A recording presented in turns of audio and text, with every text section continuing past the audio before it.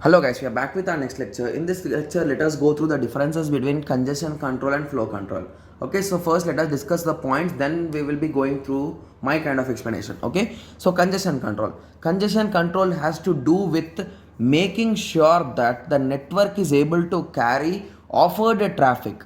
So basically whatever the node or the router is offering, so that without any problem it should be transferred in between one node to another node without any issue, without any intent of congestion, guys.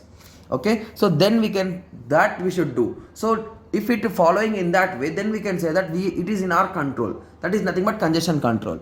Okay, similarly flow control in contrast relates to the traffic between the particular sender and receiver.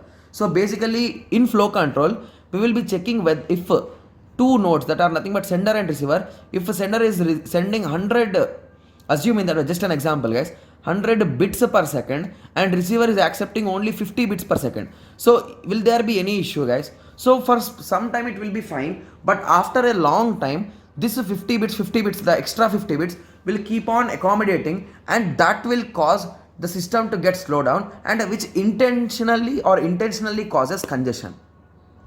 So here you should make sure that both of them are accepting or sending the same number of bits per second. So about this is nothing but flow control, and due to this issue we'll be getting congestion control. I hope it's a bit clear, right? Okay, so flow control in contrast relates to the traffic between the sender and receiver. Its job is to make sure that the faster sender cannot continuously transmit data faster than the receiver. Yeah, that's what I was saying.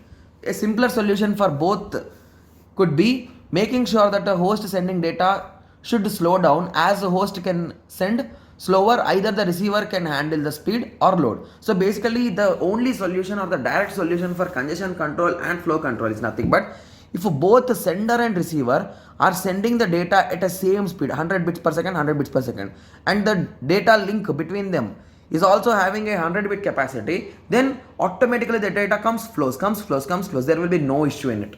When some other user comes, or if the change in data speed, then the congestion comes into play, guys. Okay, so I hope everyone got some basic idea or differences between the congestion control and flow control. So in the next lecture, let us go through some basic policies, guys, for congestion prevention policies. Those are nothing but congestion prevention policies. Okay, so let us meet in the next lecture. Thank you. Thanks for watching.